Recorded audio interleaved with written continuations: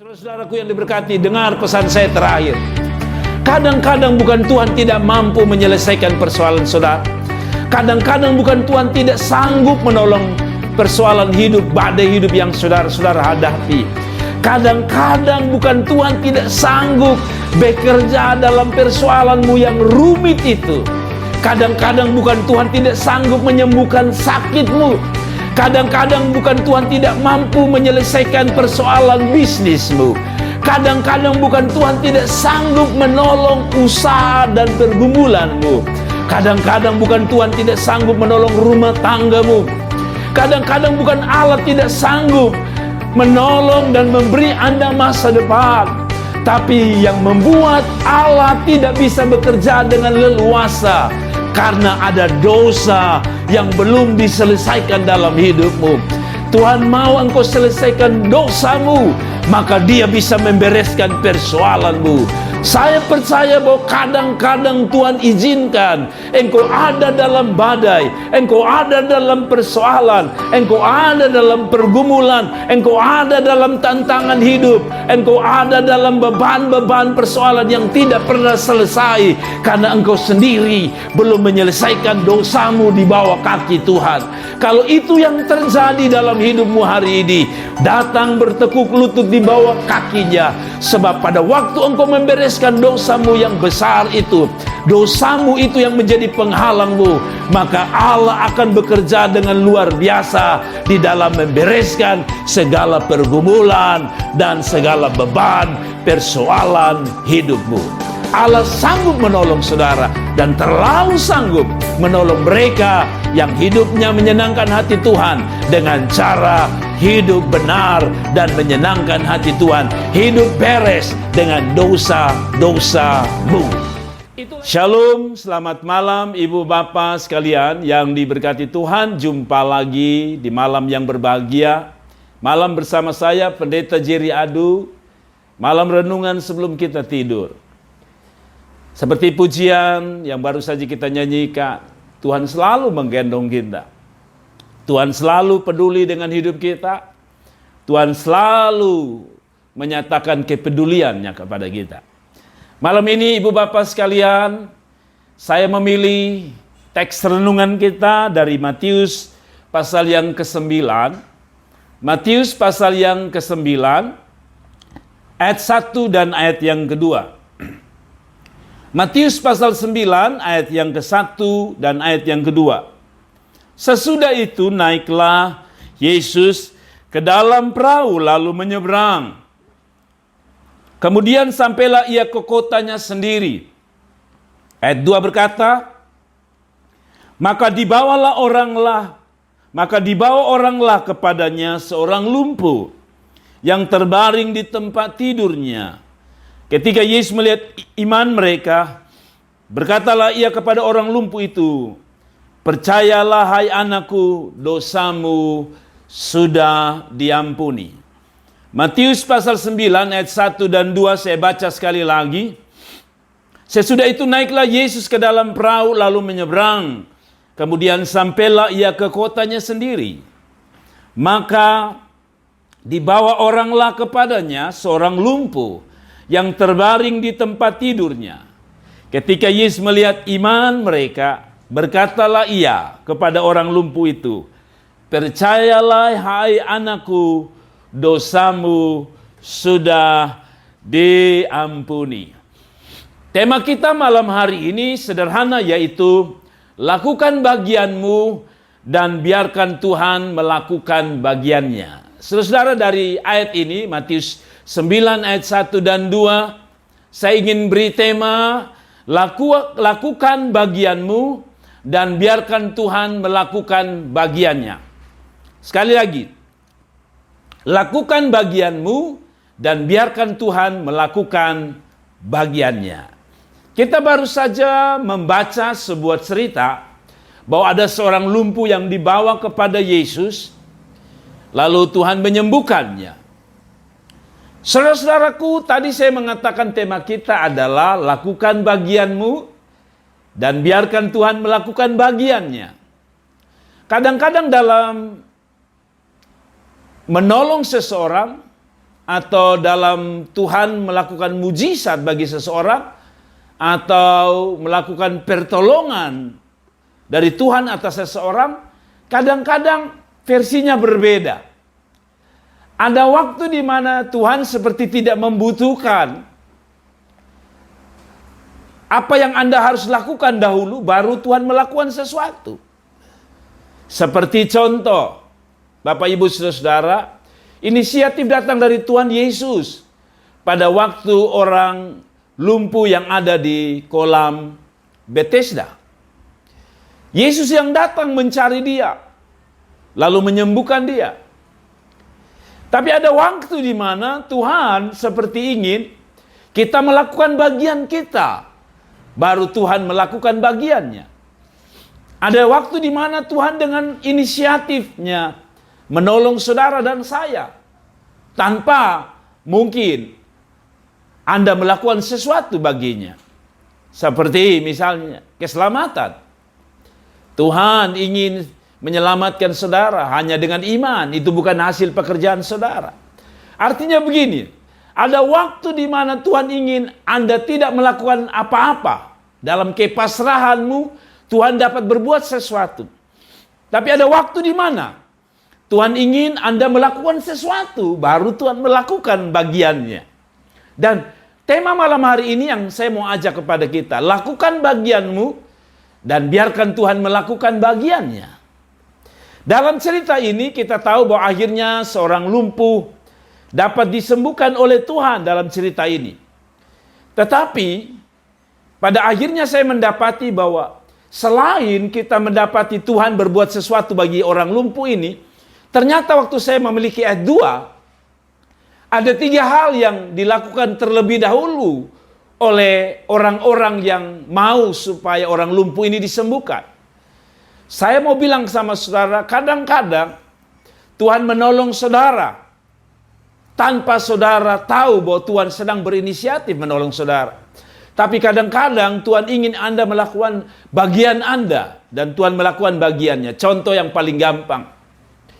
Saudara tidak bisa dapat pekerjaan kalau saudara tidak bisa melakukan bagian saudara, yaitu minimal menulis lamaran, memasukkan foto, atau datang kepada perusahaan untuk melamar sebuah pekerjaan.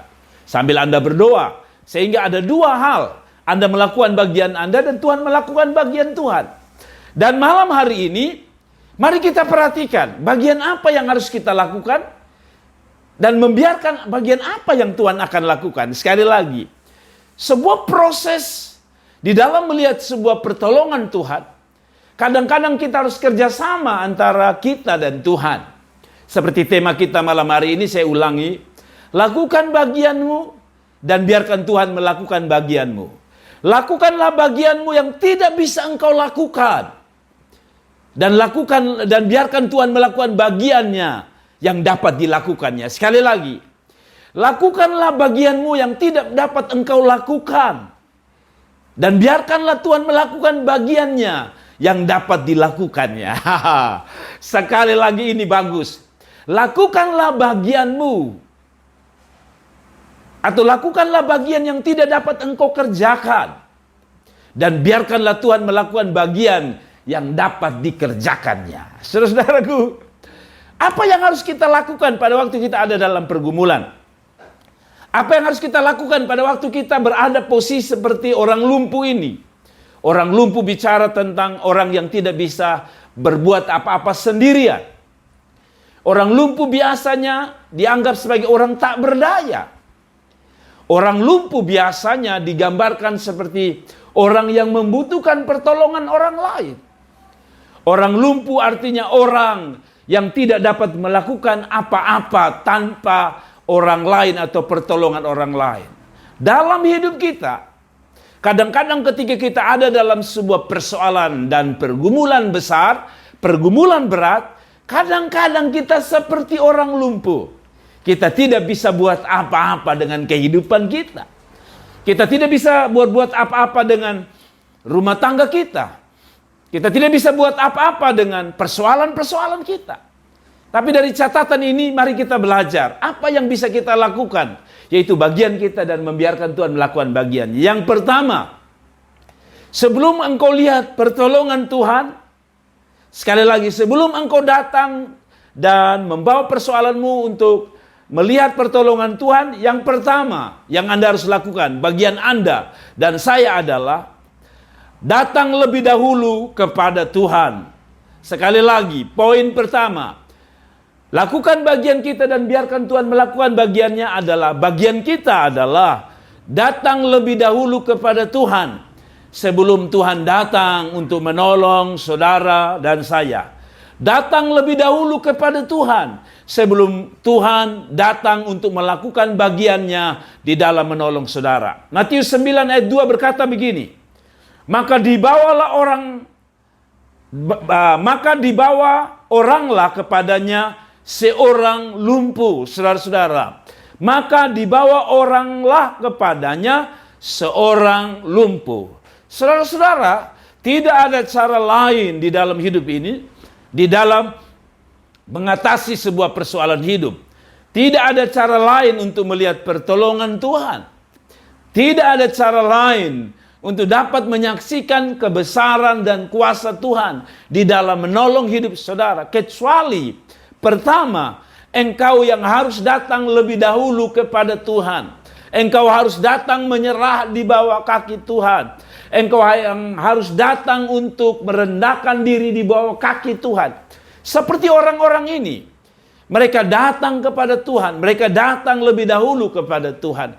Jangan pernah harap Tuhan bisa menolong saudara.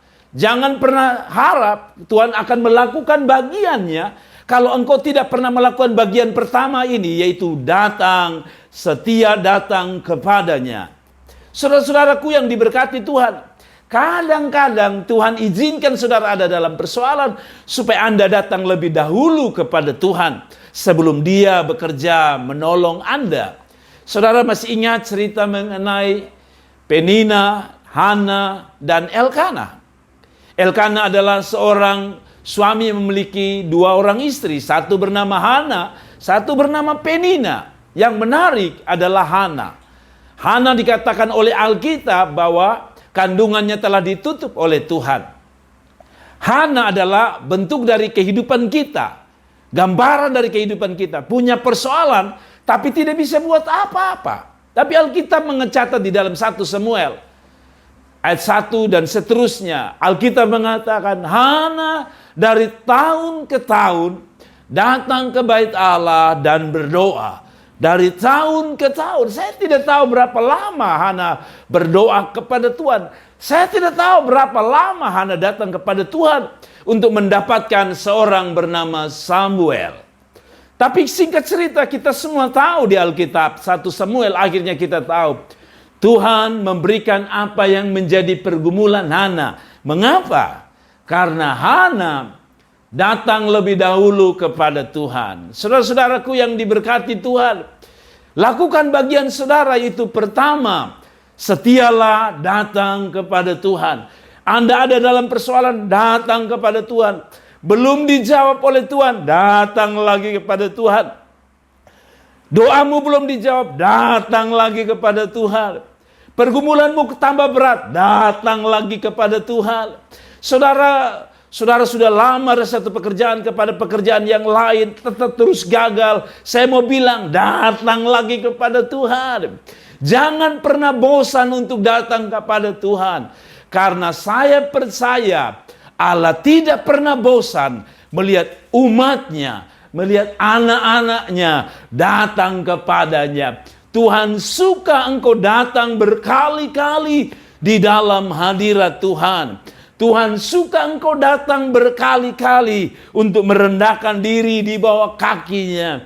Tuhan suka engkau datang berkali-kali, berulang-ulang di dalam sebuah pergumulan untuk melihat pertolongan, kasih, kuasa, dan mujizatnya. Saudara-saudaraku yang diberkati Tuhan, jangan pernah jenuh datang kepada Tuhan. Jangan pernah bosan datang kepada Tuhan.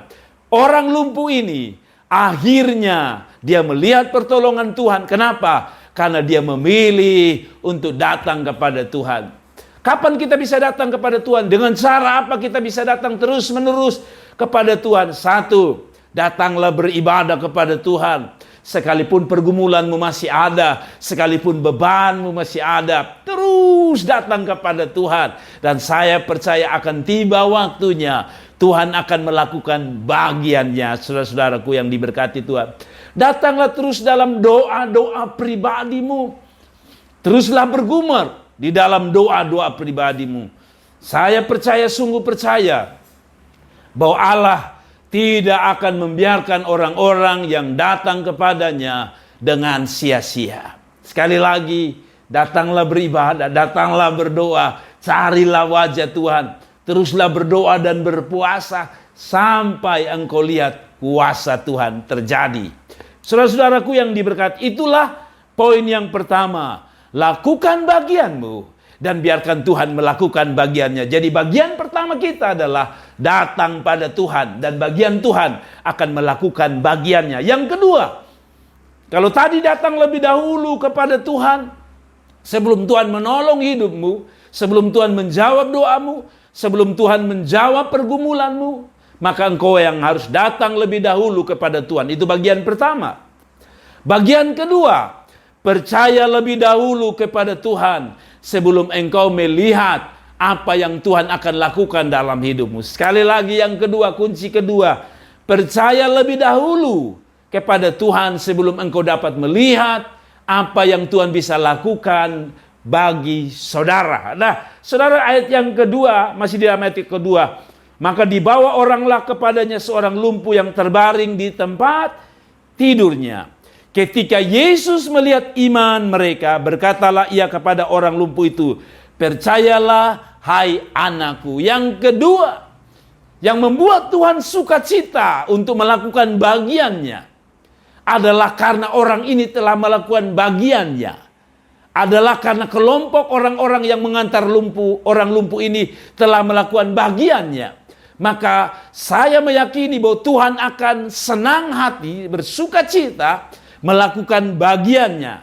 Yaitu bagian kita yang kedua adalah bagian untuk mempercayai atau mengimani atau percaya lebih dahulu sebelum melihat apa yang Tuhan bisa buat di dalam hidup saudara. Alkitab bilang apa? Percaya dulu baru melihat, bukan melihat baru percaya. Nah, saudara-saudara, itu yang saya bilang. Kadang-kadang Tuhan melakukan tanpa bagian saudara melakukan sesuatu. Tuhan bisa berinisiatif melakukannya. Tapi kadang-kadang Tuhan harus izinkan kita melakukan bagian kita.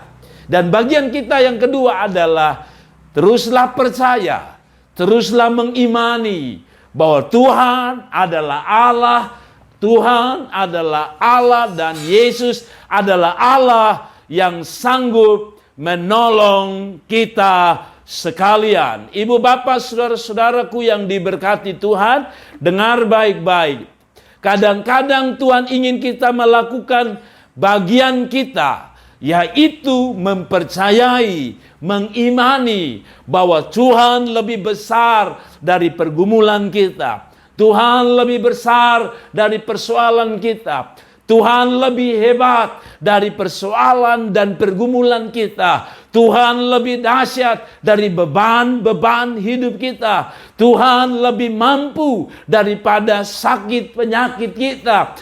Tuhan lebih tahu dan lebih berkuasa menolong kita. Tuhan lebih mampu daripada kemampuan kita. Saudara-saudaraku, yang penting di sini adalah lakukan bagian kita yang kedua, yaitu percaya kepada Tuhan. Saudara-saudaraku yang diberkati Tuhan, demi melihat pertolongan Tuhan, demi melihat apa yang Tuhan akan kerjakan dalam hidup kita, sekali lagi lakukan bagian kita, yaitu percaya dan terus percaya dan percaya lagi dan percaya lagi. Jangan pernah imanmu menjadi lemah. Jangan membiarkan imanmu menjadi kerdil. Jangan membiarkan imanmu dihancurkan oleh setan. Jangan membiarkan imanmu dilemahkan oleh persoalan badai hidup saudara. Jangan biarkan imanmu lemah hanya karena persoalanmu tidak kunjung selesai.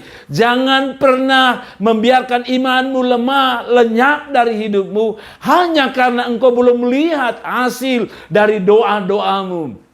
Jangan biarkan hasil imanmu menjadi kerdil, kecil, dan lenyap hanya karena engkau putus asa dengan pergumulan dan persoalan yang sedang engkau hadapi. Orang lumpuh ini akhirnya melihat pertolongan Tuhan, karena Tuhan melihat bagian kedua yang bisa dia lakukan, yaitu belajar mempercayai apa yang Tuhan dapat lakukan di dalam hidupnya. Demikian dengan hidup kita, ibu bapak sekalian. Tuhan ingin satu dalam hidup kita, tetap yakin, tetap percaya bahwa Tuhan pasti sanggup, Tuhan pasti mampu, Tuhan saya lebih besar dari persoalan di hidup saya dan saudara. Demikian saudara-saudara, apa yang kita bisa lakukan dalam hidup ini. Saudara-saudaraku yang diberkati Tuhan, itulah yang dapat kita lakukan, percaya, dan percaya lagi. Saudara-saudaraku yang diberkati Tuhan, belajar percaya. Sekali lagi, percaya bukan ketika kita melihat baru kita percaya. Kita jangan jadi Thomas yang hanya mau percaya kalau melihat, tapi kita menjadi orang-orang yang kuat di dalam iman, yang meyakini, yang mempercayai bahwa Tuhan dapat melakukan apa yang kami yakini, dan Tuhan pasti dahsyat di dalam menolong kita. Saudara yang terakhir, tadi saya mengatakan lakukan bagianmu dan biarkan Tuhan melakukan bagiannya. Yang terakhir, apa yang bisa kita lakukan yang menjadi bagian kita? Yang terakhir adalah sebelum saudara melihat persoalanmu ditolong Tuhan, diselesaikan Tuhan. Yang terakhir, menurut ayat 2 dari Matius pasal 9 ayat yang kedua, bereskan dahulu dosamu di hadapan Tuhan, baru Tuhan kadang-kadang ingin membereskan persoalanmu. Yang terakhir, bereskan dosamu di kaki Tuhan lebih dahulu sebelum Tuhan membereskan persoalanmu. Saudara-saudara, tadi sekali lagi tema kita adalah lakukan bagianmu dan biarkan Tuhan melakukannya.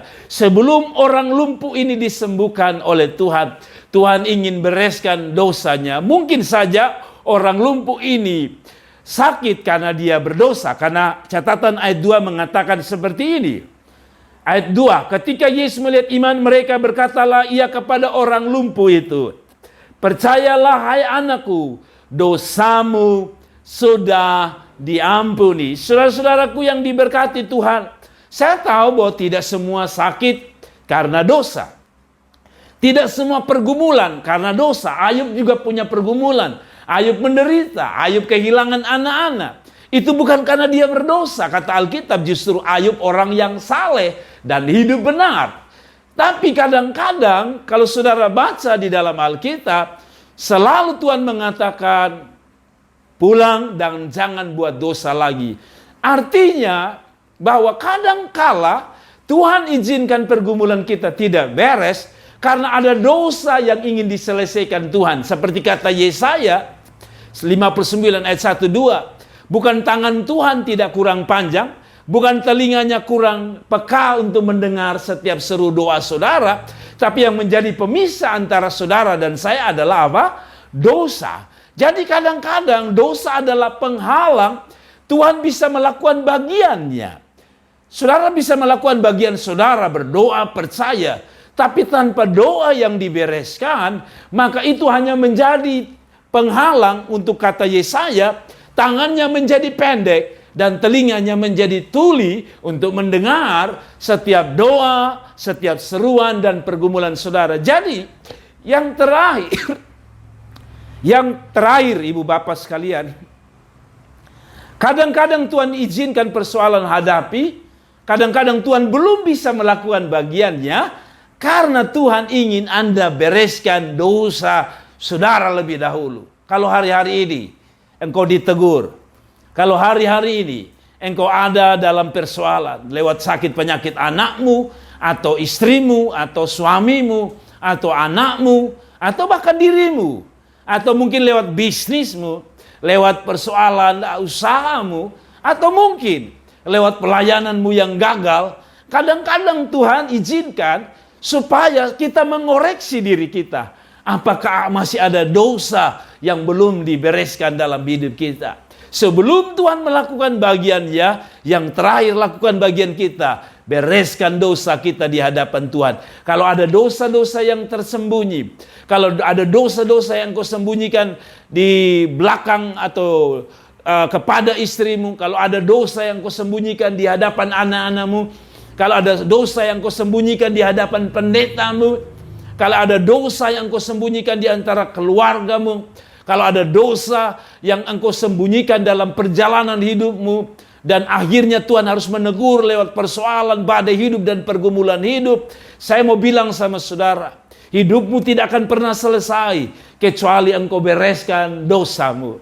Hari ini saya kaget karena saya mendengar seorang yang saya pikir sudah bertobat dan akhirnya bisa menjadi kesaksian. Saya tadi membuka internet dan saya mendapati ada berita yang membuat saya sedih, yaitu John Kay. Hari ini kita mendapati bahwa John Kay kembali ditangkap. Padahal beberapa saat ini banyak orang diberkati dengan kesaksian John Kay. Kalau benar John Kay akhirnya benar terlibat lagi, betapa menyesalnya kita. Kadang-kadang Tuhan bukan tidak mampu, dengar baik-baik. Saudara-saudaraku yang diberkati, dengar pesan saya terakhir. Kadang-kadang bukan Tuhan tidak mampu menyelesaikan persoalan saudara. Kadang-kadang bukan Tuhan tidak sanggup menolong persoalan hidup, badai hidup yang saudara-saudara hadapi. Kadang-kadang bukan Tuhan tidak sanggup bekerja dalam persoalanmu yang rumit itu. Kadang-kadang bukan Tuhan tidak sanggup menyembuhkan sakitmu.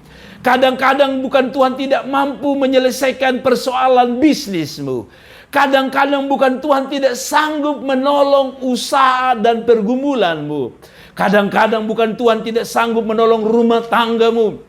Kadang-kadang bukan Allah tidak sanggup menolong dan memberi Anda masa depan. Tapi yang membuat Allah tidak bisa bekerja dengan leluasa, karena ada dosa yang belum diselesaikan dalam hidupmu. Tuhan mau engkau selesaikan dosamu, maka Dia bisa membereskan persoalanmu. Saya percaya bahwa kadang-kadang Tuhan izinkan engkau ada dalam badai, engkau ada dalam persoalan, engkau ada dalam pergumulan, engkau ada dalam tantangan hidup, engkau ada dalam beban-beban persoalan yang tidak pernah selesai, karena engkau sendiri belum menyelesaikan dosamu di bawah kaki Tuhan. Kalau itu yang terjadi dalam hidupmu hari ini, datang bertekuk lutut di bawah kakinya. Sebab pada waktu engkau membereskan dosamu yang besar itu, dosamu itu yang menjadi penghalangmu, maka Allah akan bekerja dengan luar biasa di dalam membereskan segala pergumulan dan segala beban persoalan hidupmu. Allah sanggup menolong saudara dan terlalu sanggup menolong mereka yang hidupnya menyenangkan hati Tuhan dengan cara hidup benar dan menyenangkan hati Tuhan. Hidup beres dengan dosa-dosamu. Itulah yang dapat saya sampaikan ibu bapak sekalian. Kiranya kebenaran firman Allah ini dapat memberkati kita sekalian, bahwa kadangkala Tuhan bukan Tuhan tidak mampu menolong saudara, tapi yang membuat Tuhan tidak akan bekerja atau Tuhan tidak enggan bekerja dalam hidupnya, bukan karena Allah tidak sanggup, tapi karena kita tidak mampu melakukan bagian kita. Sekali lagi pesan saya, lakukan bagianmu dan biarkan Tuhan melakukan bagiannya. Tuhan Yesus memberkati kita sekalian. Amin. Terima kasih telah menonton video ini, dan jangan lupa klik like dan klik subscribe dan klik lonceng untuk mendapatkan notifikasi.